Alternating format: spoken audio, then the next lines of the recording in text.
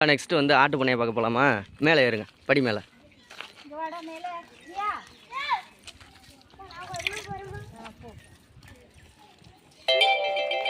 ஏறு ஏறு ஏறு மேலே, மெதுவாக ஏறு.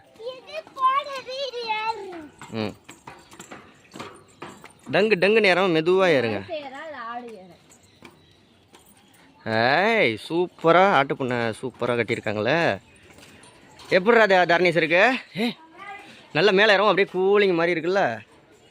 ஓ, ஆடுக்கு தீனி வைக்கிறதெல்லாம் இங்கே வைப்பாங்க போல இருக்கு. நிஷா, எதுக்கு இந்த கேப்பாக வச்சுருக்குன்னா ஆடெல்லாம் புழுக்க போட்டுச்சுன்னா எல்லாம் கீழே போயிடும் உரம். ஆ,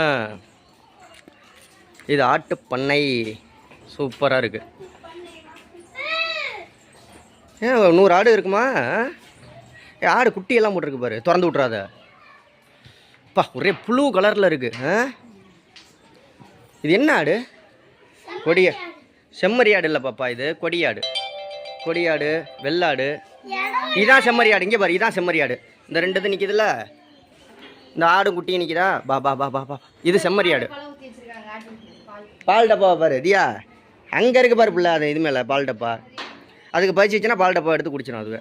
நிஷா, இது வந்து செம்மறி ஆடு, இது கொடியாடு, இது மலையில் இருக்கிற ஆடு, இது நமக்கு வெள்ளாடு. காதை பற்றியா? என்னடி இது வித்தியாசமான ஆடாக இருக்குது. இங்கே நிஷா, இதை பார்க்கலையா நீன்னா ராஜாவை? கிடா குத்துனுச்சுன்னா அவ்வளோதான், சண்டை சண்டை கிடா மக்களே. தான் சண்டை கிடா பாருங்கள், சண்டை கிடா சண்டை கிடா. இந்த ஆட்டோட காதை பாருங்கள் எவ்வளோ பிரச்சனை. பா, எப்படி வெளியில் வந்தார் ராஜா?